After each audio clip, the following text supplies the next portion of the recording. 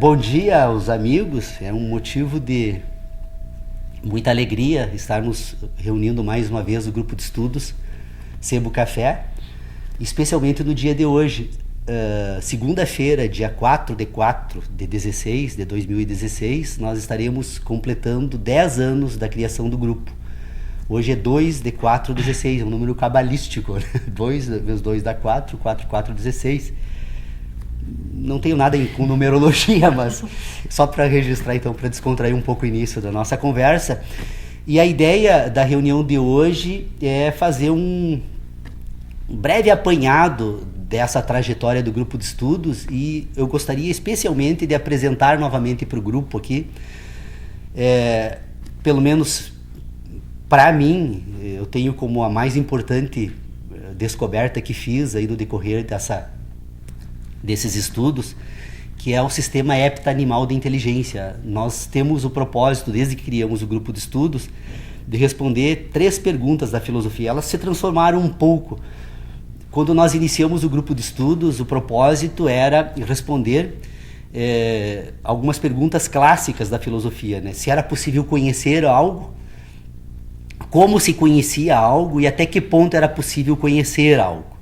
Essas 3 perguntas, elas serviram para a fundação do grupo de estudos. Com o tempo, eu especialmente acabei me dando por conta da necessidade de deixar essas perguntas um pouco mais objetivas e retirar dessas perguntas alguns problemas que a filosofia traz já desde os primeiros momentos em que passou a examinar esses temas. E aí, então, as perguntas passaram a ser as seguintes. Como entendemos algo? Como pensamos sobre o que entendemos e como falamos sobre o que pensamos do que entendemos. Vocês percebam que a palavra conhecimento ela foi retirada das primeiras perguntas e ela tem uma razão metodológica, que é o objetivo da exposição que eu pretendo fazer hoje. O grande problema da filosofia, e não sou eu que digo isso, se vocês forem examinar qualquer registro histórico das investigações filosóficas, e podemos fazer essa busca entre os gregos e depois no início da Idade Moderna com René Descartes, em uma obra extraordinária que foi escrita por Immanuel Kant em 1783, todos esses filósofos, de forma unânime, esse é um assunto que está absolutamente superado, ou seja, é reconhecido como válido, que eu vou dizer, todos eles, depois de iniciarem os seus estudos sobre filosofia, acabam imediatamente chegando a uma conclusão de que por mais que a gente tente pensar sobre o mundo que nos cerca, e sobre nós mesmos, e sobre a nossa natureza, por mais que a gente consiga alguns avanços nas investigações a respeito desses temas, imediatamente uma quantidade imensa de problemas começam a surgir e os filósofos chegam à conclusão de que tem questões que a filosofia não conseguiu resolver até hoje e que talvez jamais consiga resolver. Então, o grande problema da discussão no âmbito destes temas que nós estamos tratando aqui não é falar sobre os nossos conhecimentos, mas, ao contrário disso, tentar entender o ponto de partida de qualquer investigação a respeito desses temas. Então, me parece que a questão fundamental da filosofia é encontrar um estado subjetivo de ignorância. Ou seja, a ignorância é um estado subjetivo fundamental da filosofia. Por quê? Porque a ignorância é o ponto de partida. Ou seja, nós precisamos nos libertar de tudo aquilo que nós acumulamos na nossa existência, na conta de conhecimentos, para retirando então deste ambiente este acúmulo que reconhecidamente pela filosofia é motivo das maiores confusões, dos maiores problemas que o filósofo enfrenta, para tentar verificar quais as questões que podem ser colocadas neste ponto de partida, para que possamos então entender as razões desses problemas. Porque o filósofo reconhece imediatamente, quando tenta resolver as questões da filosofia, porque que ele percebe imediatamente que se ele for pensar sobre qualquer assunto, antes de ter qualquer certeza, dúvidas e mais dúvidas lhe assaltam e acabam tomando praticamente todo o ambiente de preocupação.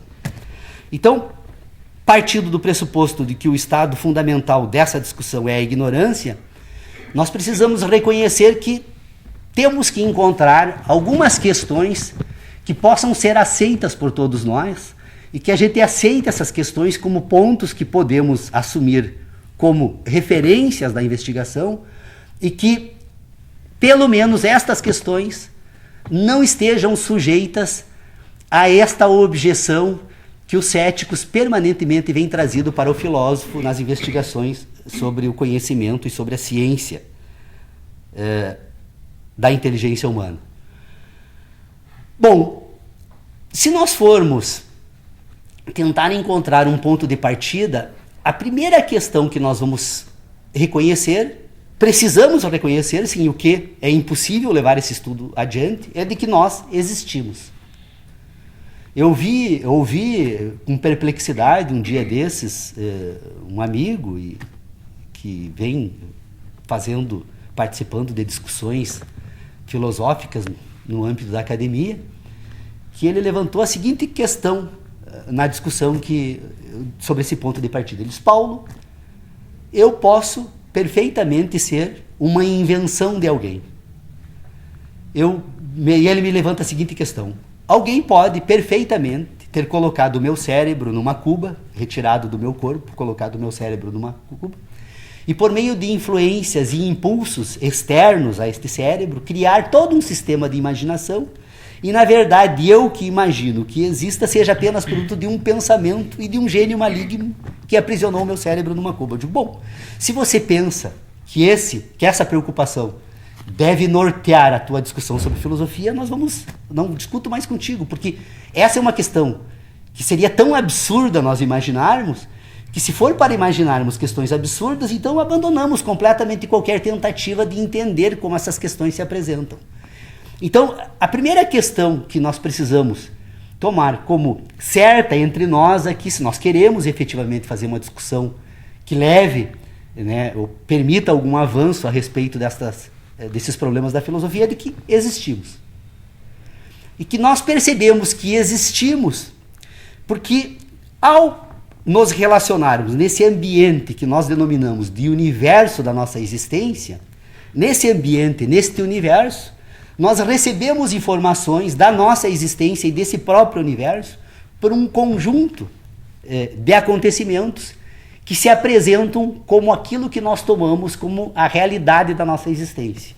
Ou seja, nós podemos afirmar que existimos porque fazemos parte de uma totalidade que se chama universo, e nessa totalidade desse universo nós percebemos a nossa existência e a existência do universo porque conseguimos apalpar o universo, conseguimos receber informações olfativas desse universo, conseguimos receber informações auditivas desse universo e conseguimos receber informações gustativas do universo. Ou seja, nós temos 4 sentidos que organicamente nos comunicam com esse universo no qual nós estamos presentes. Portanto, nós conseguimos apalpar, cheirar, ouvir e degustar o universo. Esses 4 sentidos, então, são o primeiro indício da prova de que existimos. E que, portanto, qualquer especulação sobre a existência de um gênio maligno, que tenha nos aprisionado numa cuba e nos transformado num objeto de imaginação, de pura imaginação, tem que ser descartada, porque se aceitarmos essa possibilidade, não tem razão alguma para estarmos reunidos aqui, pelo menos tentando entender os problemas da filosofia. Bom, se eu existo e eu me comunico com o universo por meio de 4 sentidos, e eu vou explicar depois por que eu não trago ainda para o exame da nossa discussão a visão, se eu me comunico com esse universo por meio de 4 sentidos, e são esses universos que imprimem sensações, neste meu organismo, e que permitem, por meio destas sensações, eu perceber a minha própria existência, eu preciso entender então agora de que forma eu, enquanto indivíduo que participo desse universo, constituo um sistema de inteligência que me permite pensar sobre esse universo. Ou seja, estou presente, então, eu reconheço, e eu acredito também que podemos aceitar, sem trazer para essa discussão a objeção dos céticos, nós podemos aceitar que o universo, que há um universo, que existe algo, né, que nós poderíamos chamar de totalidade. Um universo que é composto por uma totalidade fenomênica. A segunda questão, então, que nós podemos aceitar como válida para a nossa investigação, que nesta totalidade eu me encontro presente. Há um universo, eu existo no universo. A terceira questão que nós podemos, então, aceitar como válida, que se há um universo e eu existo nesse universo, que eu me relaciono por esse universo por meio de sensações. Esse universo se manifesta objetivamente nesse organismo, porque ao existir esse universo, e a existir a parte do universo que é o indivíduo que compõe o universo, as relações entre totalidade e parte permitem, por meio de sensações, que essa parte se reconheça como presente na totalidade. Bom, de que forma isso ocorre? Esse universo fenomênico, que é um complexo fenomênico, de uma grandiosidade tal, que por mais que eu tente entender como esses fenômenos ocorrem, imediatamente uma série de dúvidas e problemas me assaltam, se eu não consigo explicar como esses fenômenos ocorrem, eu pelo menos tenho como reconhecer que eles ocorrem. Há um universo fenomênico. Nesse universo fenomênico, eu estou presente.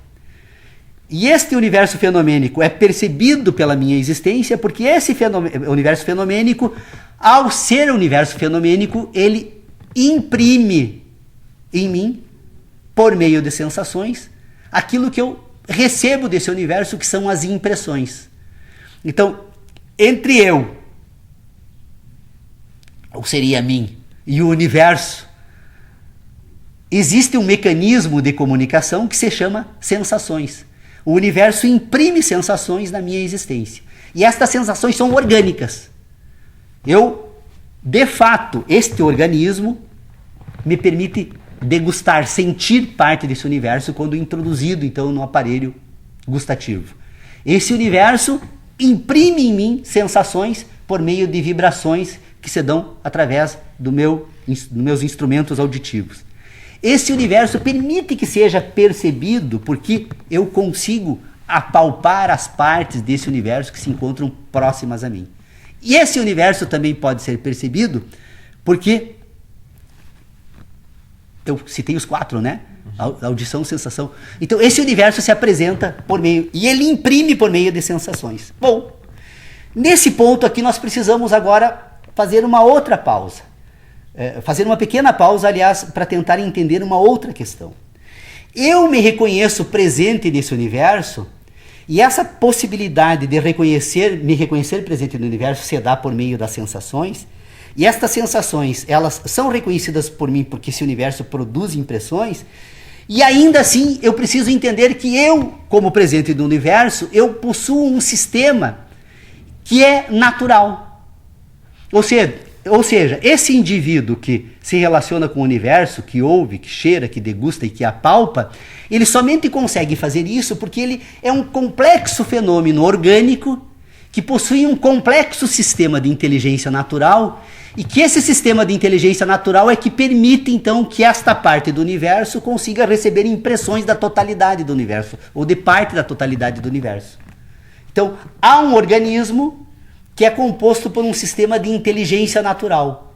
Ou seja, eu que me reconheço como algo que existo, eu vou perceber quando começar a examinar estas questões, que eu faço parte do universo por meio de um sistema orgânico que possui um sistema de inteligência natural. Ou seja, o homem é uma estrutura orgânica que possui um sistema de inteligência, que é um sistema de inteligência natural. Esse sistema orgânico precisa ser entendido da seguinte forma, ou seja,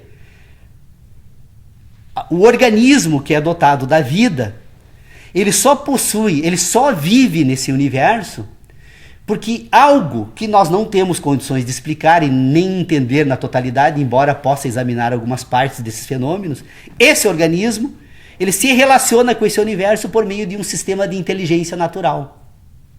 Ou seja, um organismo que sente, que pensa, que ouve, que apalpa, que tem tato, ele existe porque ele compõe um sistema orgânico natural. Se nós formos examinar esse sistema orgânico natural, nós vamos perceber que esse sistema orgânico, ele possui a vida, porque ele é conduzido por um sistema de inteligência que exige dele que ele cumpra com duas grandes tarefas para que ele continue a existir. Ele precisa estar permanentemente se reproduzindo, ou seja, o organismo que recebe impressões como parte do universo dessa totalidade fenomênica, ele precisa estar permanentemente se reproduzindo. Ou seja, se nós formos examinar a vida, desde a mais elementar, a mais complexa, que poderíamos colocar então nesse termo complexidade, o homem, ou seja, se nós formos examinar uma ameba e o homem, nós vamos perceber que a ameba e o homem existem porque elas possuem um sistema de inteligência natural que permanentemente reproduz parte do organismo, que faz com que ele cumpra um ciclo que nós denominamos que é o ciclo vital, que tem o primeiro ponto de partida no nascimento e que encerra esse ciclo com a morte. O ciclo da vida, então, que existe entre o nascimento e a morte se dá por meio de permanente reprodução. A morte orgânica de qualquer ser vivo se dá quando cessa o processo de reprodução. A nossa morte, então, é quando encerramos esse processo natural de reprodução. Para que esse organismo consiga se reproduzir permanentemente, ele precisa seguir uma outra instrução desse sistema de inteligência. Ele precisa buscar sobreviver a qualquer custo. Então esse organismo, além de se reproduzir permanentemente, ele está permanentemente atuando de forma natural, de maneira a tentar sobreviver.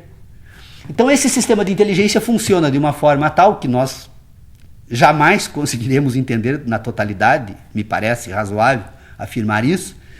Esse organismo ele é tão complexo que, do momento da fecundação até o momento final que encerra esse processo de reprodução, ele sabe exatamente como proceder para se reproduzir, para produzir novos tecidos, para produzir novos órgãos, para desenvolver esse processo de transformação que se dá no momento, então, desde o nascimento até a morte. Ele está permanentemente sendo reproduzido e nós não sabemos como isso ocorre, mas ele sabe como fazer, o organismo sabe. Ele possui um sistema de inteligência que lhe permite fazer isso. E para que ele possa fazer isso, ele precisa enfrentar vicissitudes. Porque esse universo fenomênico que se comunica com esse organismo por meio de impressões, ao mesmo tempo que ele se comunica com esse organismo, ele interage com o organismo. E essa interação com o organismo pode tanto significar atender necessidades do organismo para que ele possa continuar se reproduzindo até cumprir o ciclo vital, ou essa interação com esse organismo pode interferir na existência desse organismo de forma tal ao ponto de eliminar a existência do organismo. Então ele precisa enfrentar esse mundo natural para cumprir a missão da reprodução permanente e ao mesmo tempo sobreviver. Se nós formos examinar, então, o homem, o universo e a vida humana, nós vamos perceber, então, que as relações se dão dessa forma. Temos um universo fenomênico, temos, então, a existência humana como parte do universo fenomênico, e temos a existência humana como parte de uma totalidade fenomênica que se chama vida. E que se nós formos examinar esse processo chamado vida, desde os elementos mais rudimentares, que nós poderíamos identificar na vida como a vida de uma ameba, a vida do homem, nós vamos perceber que entre esses dois extremos, a ameba e o homem, ambos, todos esses organismos que são dotados de vida, eles são dotados de um sistema de inteligência natural. Nenhum desses indivíduos precisa pensar para saber o que fazer depois que ingere um alimento, para que o organismo saiba exatamente o que deve aproveitar desse alimento e o que deve ser descartado.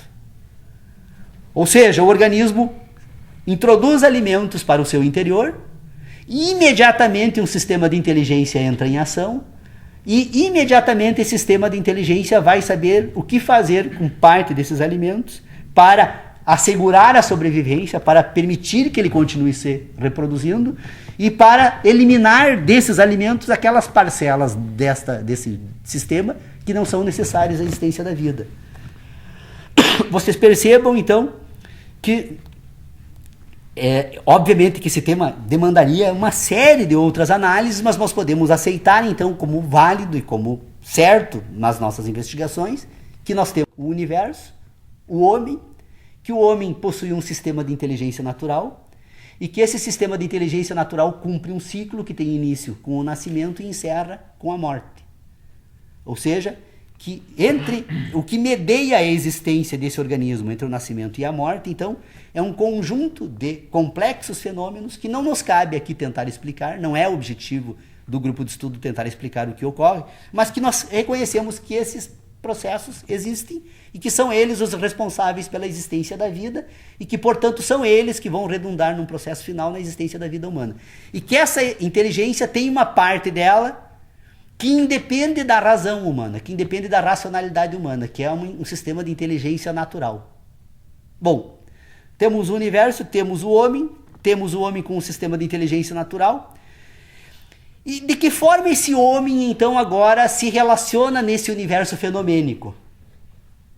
Bom, a primeira fase do desenvolvimento da inteligência humana é natural. E ela começa a ser desenvolvida antes mesmo que o homem perceba a sua própria existência. Ou seja, o sistema de inteligência orgânica, ele é desenvolvido desde o momento do início do processo reprodutivo e um primeiro momento ele se dá, então, organicamente de forma natural. Esse organismo se desenvolve naturalmente até um determinado ponto. E num determinado momento da existência desse organismo, estas impressões que se manifestam nesse organismo por meio das relações entre totalidade e parte fenomênica, elas passam a ser ordenadas. Ou seja, se nós formos pensar de que forma o indivíduo desenvolve a sua inteligência, não sou eu que digo isso. Essa primeira conclusão é inclusive a primeira frase, né, que a crítica da razão pura utiliza quando Kant vai fazer a investigação a respeito desse tema. Ele diz o seguinte: todos os nossos conhecimentos têm origem na experiência. Ou seja, se nós formos tentar agora entender como nós acumulamos conhecimentos no curso da nossa existência, nós vamos perceber que aquilo que nós chamamos de conhecimento, na verdade, são as impressões que nós recebemos por meio das nossas sensações. O que vem a ser esse conhecimento é uma outra questão que precisa ser investigada em um outro âmbito. Mas o certo é que nós vamos perceber que começamos a descobrir que o mundo existe, que o universo existe e que nós existimos nesse universo, porque todo um conjunto de informações que são impressas no nosso organismo se dão por meio das nossas sensações. Então nós começamos a acumular informações a respeito do gosto dos alimentos. Nós vamos acumular informações a respeito dos processos sonoros que são produzidos por determinados fenômenos do mundo em que nós participamos. Nós vamos guardar uma série de informações a respeito daquilo que nós conseguimos, então, armazenar no nosso organismo por meio do nosso tato. E nós vamos organizar um conjunto de informações de tudo aquilo que nós recebemos por meio do nosso sistema olfativo. Então, nós sabemos que conhecemos uma bergamota, ou mexerica, né? Dependendo de como se usa, ou uma fruta qualquer, nós reconhecemos a existência de uma fruta porque nós reconhecemos o cheiro dela, nós reconhecemos as impressões táteis que nós temos sobre elas e nós reconhecemos o gosto da fruta. Então, vocês percebam que tudo aquilo que nós vamos acumulando na nossa existência, que nós denominamos de conhecimento a respeito da nossa existência, do universo que fazemos parte, essa totalidade fenomênica, ela se dá porque esse universo produz impressões por meio das sensações. Ou seja, os nossos conhecimentos nós poderíamos corrigir, obviamente não corrigir no sentido de retificar, mas tornar um pouco mais clara essa afirmação que Kant faz, então, no início da crítica da razão pura, e nós poderíamos, ao invés de dizer que todos os nossos conhecimentos têm origem nas experiências, nós poderíamos substituir pela seguinte expressão: todos os nossos conhecimentos têm origem nas sensações. Aquilo que nós conhecemos, na verdade, é um conjunto de sensações que nós guardamos na nossa memória. E esse conjunto de conhecimentos, que são um conjunto de sensações que nós guardamos na nossa memória, é o resultado da nossa existência. E esse resultado da nossa existência é o resultado das nossas relações com esse mundo fenomênico. O mundo, então, que se apresenta para as nossas sensações, por meio dos nossos sentidos, acaba sendo armazenado nesse sistema de inteligência a título daquilo que nós chamamos de conhecimento. Nós poderíamos dizer, então... Desculpe, eu estou saindo de uma gripe. Nós podemos dizer, então, que nós acumulamos conhecimento porque recebemos impressões por meio das sensações do universo fenomênico. Vocês percebam que até agora eu estava falando apenas de 4 sentidos. Eu deixei propositadamente o quinto, que é a visão por último, para tentar explicar agora de que forma estas sensações passam então a integrar o universo das ideias ou daquilo que pensamos a respeito do universo que nós reconhecemos como existente. Pois bem, o indivíduo, então, que sente porque recebe impressões fenomênicas do mundo natural no qual ele se encontra presente, ele recebe as impressões, então, por meio de 4 sensações que são sensações orgânicas.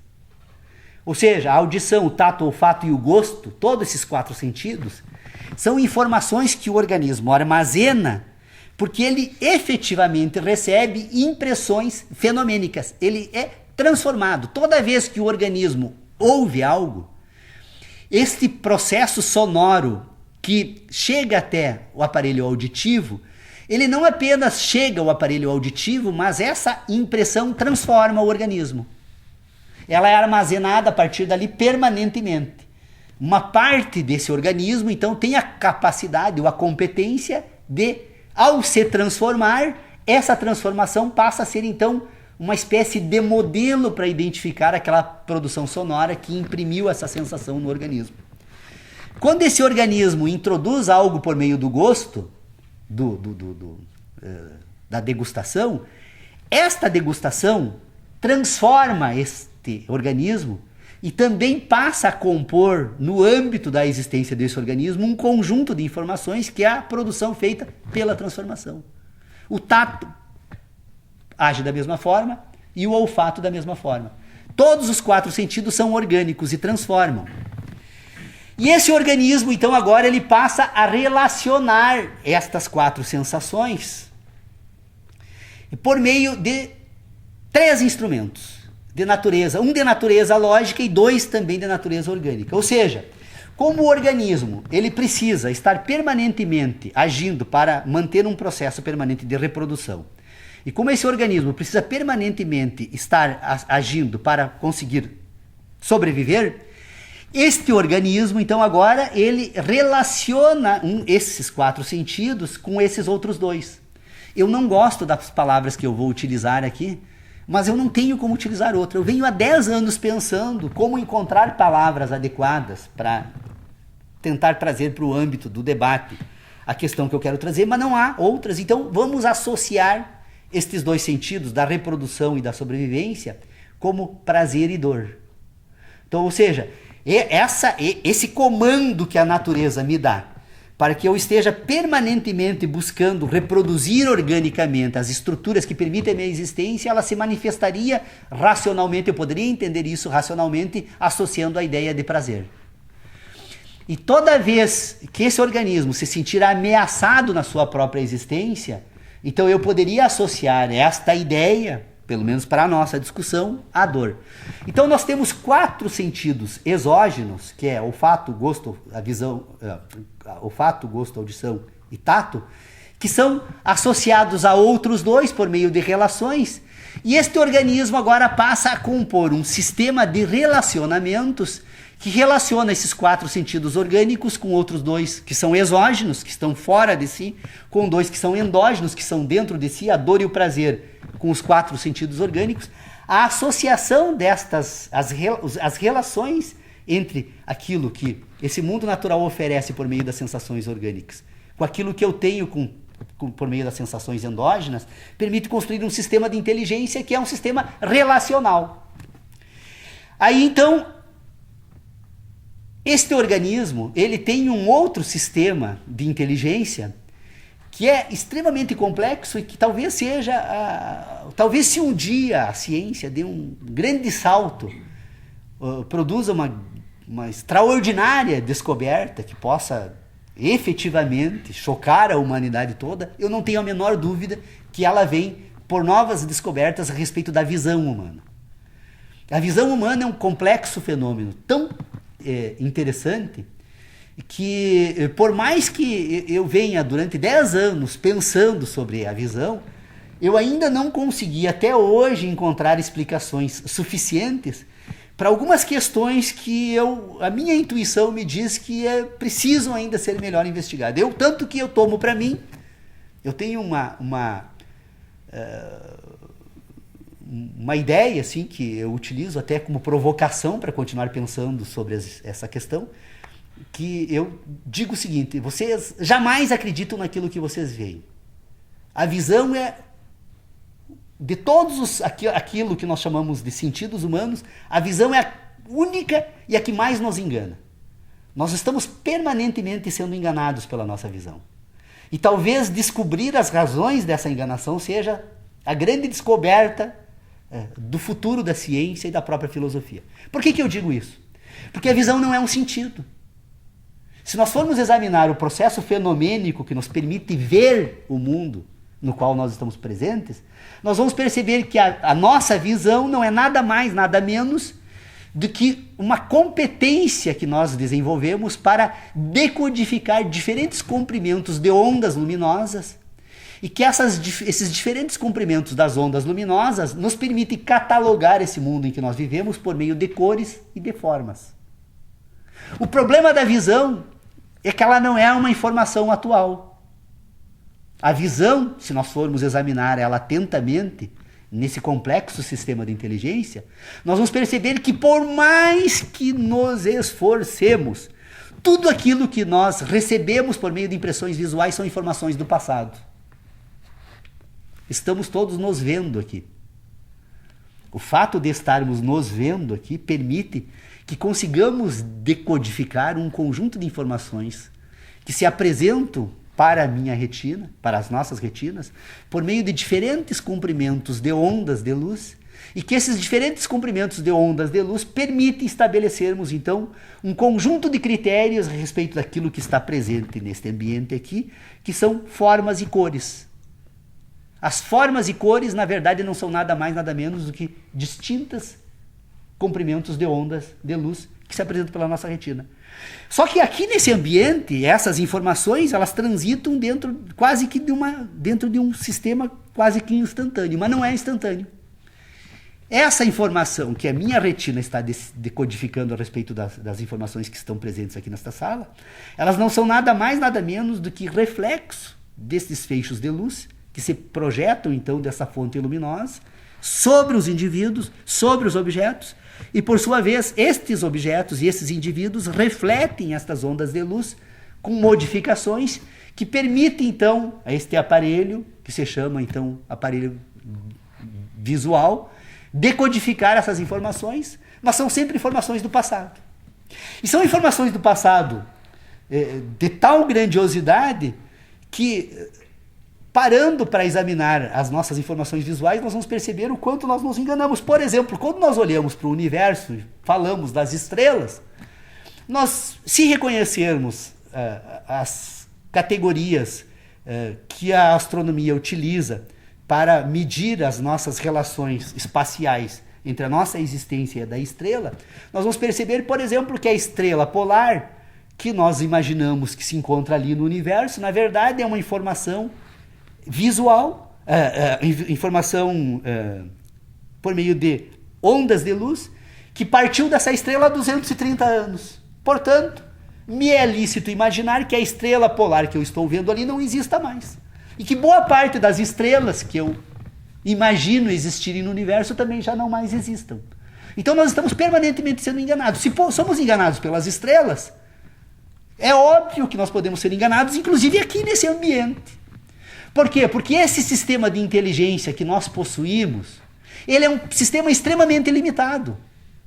Esse universo que eu desenvolvo a capacidade de pensar sobre ele e que faço por meio de relações entre sensações endógenas e exógenas, ou seja, na verdade o indivíduo ele tem 7 sentidos e não apenas 5, nós temos então 4 sensações que são orgânicas.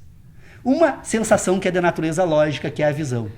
E 2 sensações orgânicas endógenas, que são as sensações de dor e de prazer.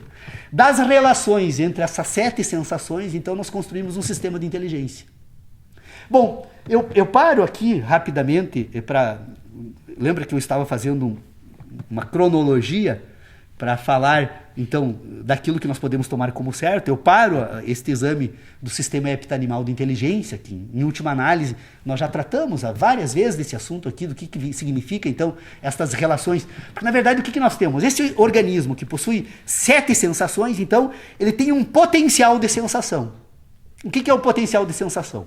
Esse organismo que aprende a receber impressões deste mundo natural, então ele fica preparado para receber sensações. Então, nós teríamos um operador lógico chamado não algo, né? Ou seja, o potencial de sensação, que aguarda a manifestação fenomênica do mundo natural, e nós temos a sensação. Então, não algo se repete infinitamente. Então, sempre que a não sensação é uma representação infinita, e a sensação é uma representação contingente. Então, não algo infinito, algo. Sempre que algo... Esse algo, então, que é a sensação, ele se associa a um conjunto de outras sensações que estão guardadas nessas transformações que são produzidas pelas impressões nesse organismo que pensa sobre o mundo. Então, não algo, algo. Algo, portanto, repete-se infinitamente. Não algo, novamente algo. Não algo, algo, essa associação, esses operadores lógicos, não algo, algo, vão constituindo agora um sistema de relacionamento, que são as relações que nós produzimos sobre o mundo natural, que é aquilo que nós produzimos sobre as nossas ideias. O que são as nossas ideias, então? São relações entre sensações a respeito do mundo natural. Ou seja, há uma totalidade fenomênica, que é o universo, há uma parte da totalidade fenomênica, que é o indivíduo. Esta totalidade fenomênica, então, ela existe produzindo fenômenos. Esta parte da totalidade fenomênica existe porque ela está na expectativa da percepção de fenômenos. E da produção de fenômenos, esta parte, então, ela vai produzindo um sistema de associações, que são relações. E estas relações, então, entre sensações, produzem uma outra competência nesse organismo, que é a capacidade de pensar.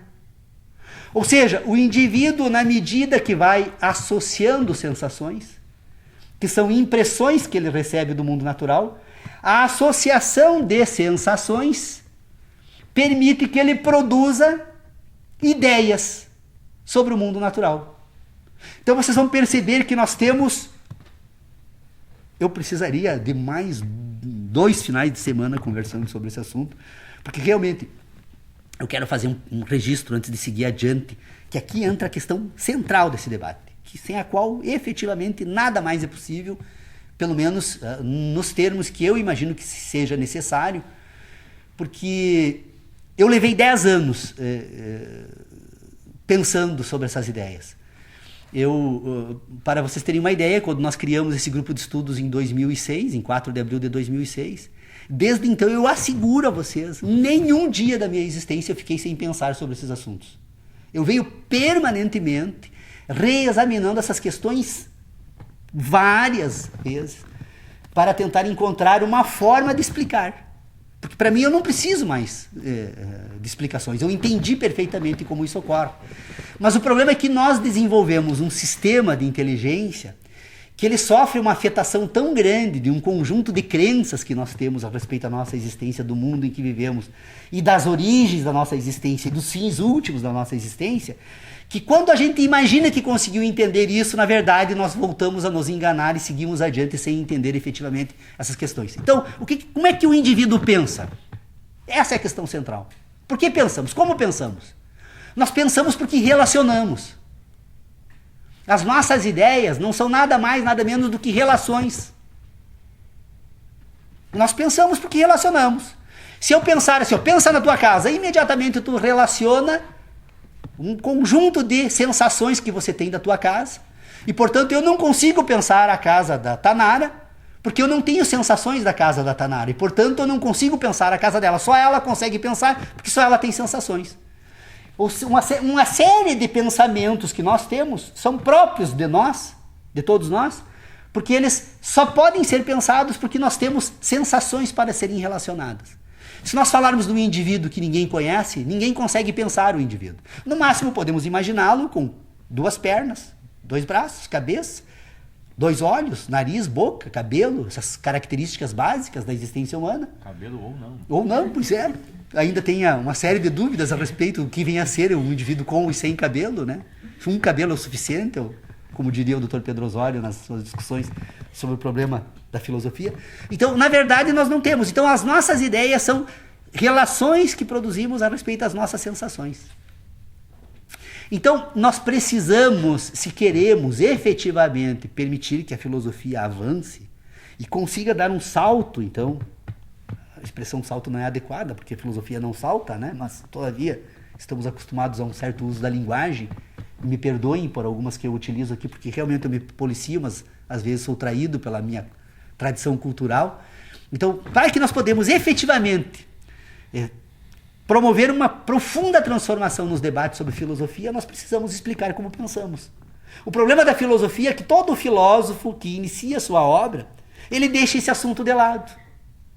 Ora, se eu vou produzir uma obra e não consigo entender o instrumental que eu tenho para a produção da obra, a obra em si toda ela acaba sendo prejudicada, porque ela é resultado do instrumental.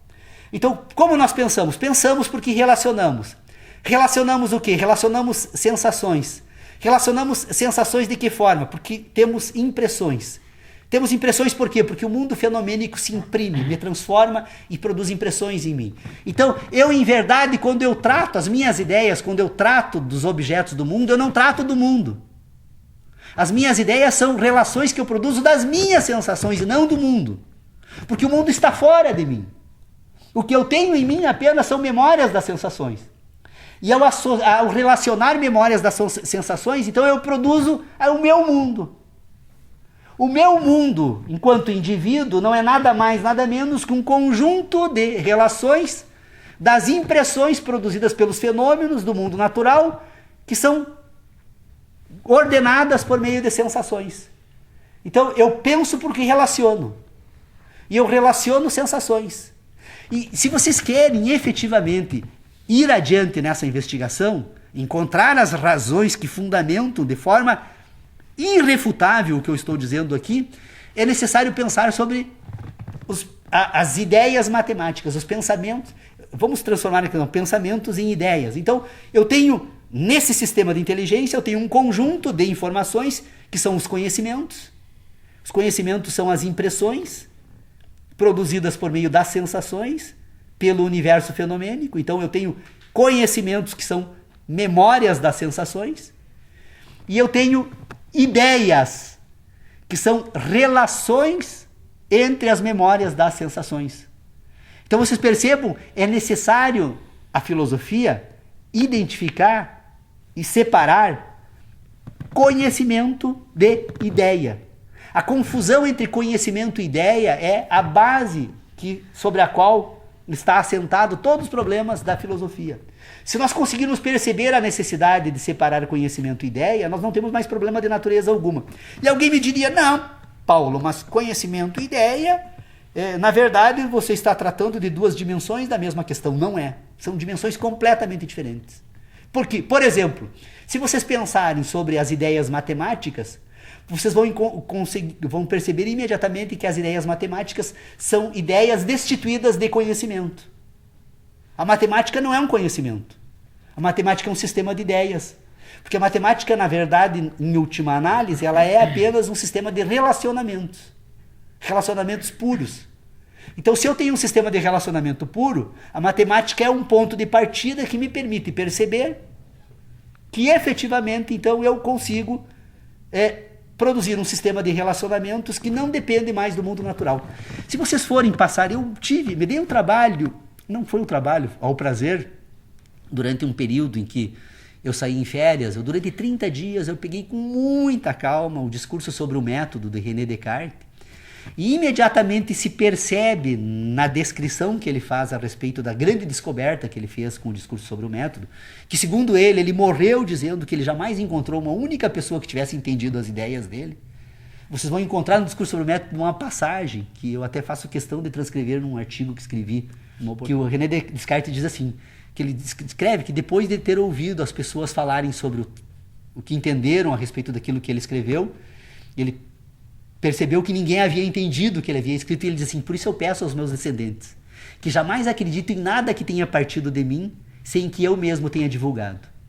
E infelizmente, se nós formos ler hoje o que escrevem sobre as ideias de René Descartes, nós vamos perceber que até hoje, desculpe, eu não quero ser grosseiro e muito menos deselegante com amigos e pessoas que são filósofos, se intitulam filósofos, mas eu até hoje não encontrei uma única pessoa que tenha efetivamente entendido o que o René Descartes escreveu a respeito da capacidade humana de pensar naquela obra.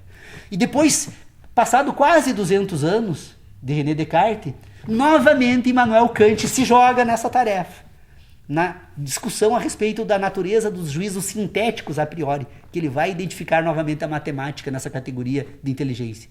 Novamente a segunda pessoa que descobre, que consegue entender esse problema, essa questão, foi Immanuel Kant com a crítica da razão pura. Que infelizmente Immanuel Kant, depois de fazer essa extraordinária descoberta, como os problemas da sua época exigiam respostas para as outras questões de natureza moral, ele abandona essa investigação e acaba se jogando então para a filosofia moral. Mas além de René Descartes e Immanuel Kant, eu não tenho há muito tempo tentado ler obras de filosofia e acabo deixando de lado porque eu acredito que chegou a hora de nós novamente darmos um outro salto a respeito desse tema. E aí, então, é a necessidade que a filosofia tem, e aí está o registro, acho que esse é o momento desses 10 anos do nosso grupo de estudos, eu quero deixar categoricamente afirmado isso mais uma vez, de que se alguém tiver interesse em fazer um estudo com propósito de seriedade no âmbito da filosofia, não tem como, não existe outra possibilidade, a não ser tentando entender quais as razões pelas quais precisamos separar ideia e conhecimento. O grande problema da filosofia é tratar esses dois temas como se fossem sinônimos um do outro, ou que fossem duas faces de uma mesma moeda. Não é. Por quê? Porque conhecimento é tudo aquilo que o indivíduo recebe por meio do seu organismo, e tem, por meio das sensações. E ideia são as relações que ele produz destes conhecimentos. Então, uma coisa é você ter a impressão produzida no organismo por meio de sensações. E um outro tema completamente diferente são as relações que produzimos por meio das sensações. Se nós formos examinar, se nós formos comparar o homem a um outro animal qualquer, nós vamos perceber que o homem e o outro animal qualquer, ambos têm a mesma competência no âmbito do conhecimento. Os conhecimentos que nós temos, todos os animais têm a capacidade também de ter, de guardar memória das sensações. Tanto que se você... Aliás, tem animais até com muito mais competência que o homem para armazenar conhecimentos. Você percebe em adestramentos, né? Como a memória dos animais sobre os conhecimentos que eles acumulam no curso da própria existência são permanentes. Os animais relembram lugares, eles têm um conjunto de... O problema é que o homem, então, ele dá um salto à frente dos animais quando ele não apenas armazena conhecimentos, mas ele passa a produzir ideias. As ideias são relações que o homem produz sobre conhecimentos. E quando o homem quando relaciona conhecimentos, quando ele consegue, então, agora, não apenas ter memória das sensações, mas agora também memória das relações que ele produz das sensações, ele passa a ter agora a capacidade de ter memória das suas ideias. Então, nós temos conhecimento por meio de sensações e temos ideias por meio de relações que produzimos de sensações. Essas ideias, elas podem ser puras ou impuras, que aí, então, essa investigação que o Kant fez a respeito dos juízos sintéticos, a priori, né? Ou a posteriori. As ideias puras são as ideias matemáticas.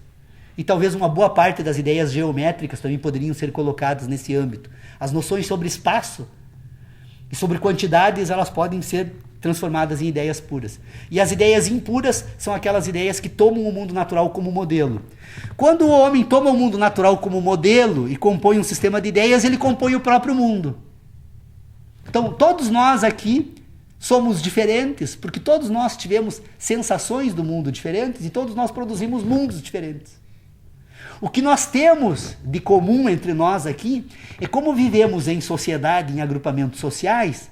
Estas sensações que nós assimilamos sobre o mundo em que vivemos, ela tem uma série de identidades, são parecidas. As ideias que eu tenho sobre o mundo são ideias parecidas que o Júlio César tem sobre o mundo, são ideias parecidas que o Tércio tem sobre o mundo, porque vivemos num agrupamento social que produz um sistema de ideias semelhantes. Isso se chama produção de uma cultura. Então nós temos uma cultura comum, que são ideias comuns, que são mundos comuns, que se comunicam porque temos interseção entre esses mundos que nós produzimos por meio das nossas ideias. Então nós temos ideias sobre o mundo, e as ideias sobre o mundo, e temos conhecimento sobre o mundo. Esse conhecimento sobre o mundo são os que nós acumulamos, as nossas verdades, que são acumuladas por meio das sensações. E as ideias sobre o mundo são as crenças que nós temos sobre o mundo em que vivemos. Vocês percebam, então, que as ideias, elas é que nos permitem a capacidade de produzir relações, são a capacidade que nos permite de produzir ideias, e a capacidade de produzir relações, produzir ideias, nos permite produzir a ciência e nos permite produzir a crença. Então, vocês percebam, a ciência é o sistema de ordenação das ideias. O conhecimento são as verdades que nós temos sobre o mundo. Então, nós temos, num âmbito do sistema, um sistema que nós podemos chamar de ciência, e nós temos um outro âmbito desse sistema que nós podemos chamar de conhecimento. Então, conhecimento e ciência tratam de temas diferentes. A ciência é a ciência das relações. O conhecimento é a ciência das sensações. Eu tenho uma ciência... A palavra ciência talvez não seja o mais adequado, porque ela acaba atrapalhando a exposição. Mas eu tenho um sistema de sensações, então, que produz o meu conhecimento, e nós temos um sistema de ideias que produz a ciência. Então nós vamos perceber, por exemplo, que tanto a ideologia, a moral, aquilo que nós chamamos de ciência, rigorosamente científica, na verdade ela se situa toda ela no mesmo ambiente. Crença e ciência são duas faces da mesma moeda. Tanto que aquilo que nós chamamos de ciência da natureza, na verdade, é um sistema de crenças que nós temos a respeito da natureza. Tanto que é um sistema de crenças que permanentemente nós, o ciência fez uma nova descoberta, precisamos reescrever todos os nossos livros sobre anatomia, porque aquilo que era rigorosamente científico a respeito do fígado do homem, hoje se transformou, porque um novo conhecimento científico acabou sendo acumulado. Ou seja, um novo conhecimento produziu uma nova ciência.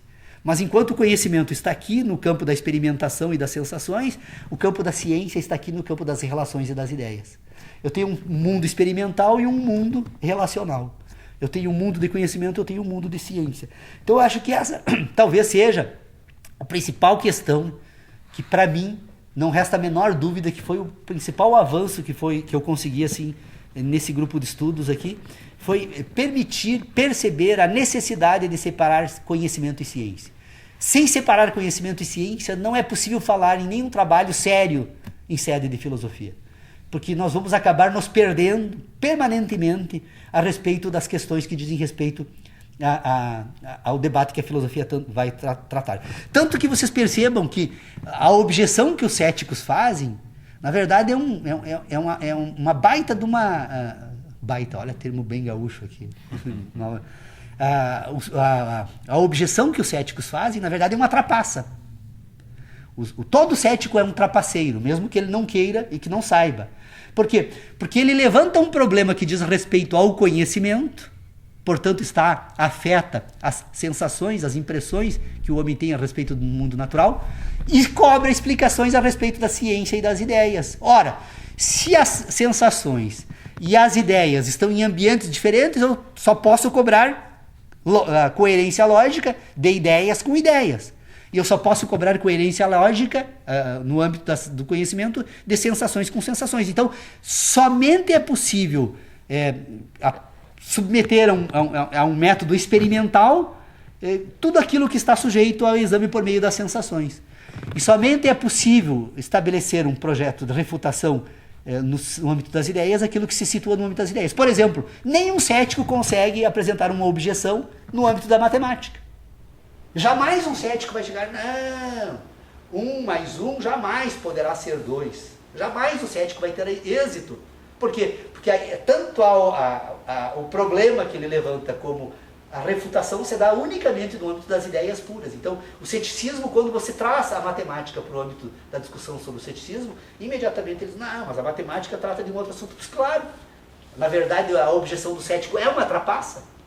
E, portanto, você não tem como resolver um problema de uma trapaça a não ser denunciando que é uma trapaça. Porque, na verdade, esse sistema que trata dos conhecimentos e ideias são sistemas diferentes. O que eu gostaria de dizer, para encerrar, então, aqui para vocês, essa nossa reunião, é que, na verdade, o homem que se descobre pensando e que percebe a própria existência, porque percebe e relaciona as sensações que o mundo natural produz no seu organismo por meio de impressões, este homem, na medida em que ele vai produzindo, vai relacionando então sensações do mundo natural por meio de ideias, estas relações que o homem produz por meio de ideias permitem construir então um sistema que nós chamamos então que é a sua capacidade racional, a sua cultura. E o homem, na medida em que ele vai desenvolvendo esse sistema de relacionamentos, ele não apenas relaciona sensações, mas ele relaciona certas expectativas que ele aprende a produzir a partir das relações, e o homem, na medida em que ele vai produzindo esse sistema de ideias, ele também vai se inventando. Ou seja, o homem, em última análise, e o seu mundo, não é apenas resultado das suas sensações, mas o homem também é resultado daquilo que ele inventa a respeito de si próprio. E a depender como o homem se inventa e se explica nesse mundo em que ele existe, esse homem acaba, então, produzindo a si mesmo. O homem, em última análise, é uma invenção de si mesmo. O homem que pensa e que sente, que se inventa, é uma invenção de si mesmo. E a depender do que o homem faz quando se inventa, ele acaba sendo um charlatão de si mesmo. Porque o homem, ao se inventar, ele acaba se enganando. Uma boa parte das nossas ideias a respeito da nossa existência, ela é um composto de crença que nós construímos e que acabam nos dando um certo conforto, nos permitindo levar uma vida tranquila, mas foi aquilo que nós inventamos a respeito de nós mesmos. Então o homem sente, o homem pensa, o homem ao pensar produz um mundo, o seu mundo, que são as suas ideias, e ao homem se inserir nesse mundo, que são as suas ideias a respeito de si mesmo, ele se inventa, e ao se inventar ele acaba assumindo certas questões que ele sabe que não tem explicação no mundo natural, e o homem acaba se enganando, e ao se enganar ele se torna um charlatão de si próprio. Em última análise, se nós fôssemos explicar a filosofia contemporânea, nós diríamos que a filosofia, o ceticismo, é um sistema que foi criado pelo próprio homem para acomodar certas explicações que ele jamais conseguiu encontrar ao confundir conhecimento e ideia, e que faz dele um ser que, embora não estando completamente integrado nesse universo fenomênico que produz sensações e assegura até então a sua própria existência, embora não totalmente integrado, ele até então se sente feliz. Por isso que as pessoas não gostam de discutir filosofia, porque ela nos inquieta, ela nos faz perceber que nós estamos permanentemente nos enganando.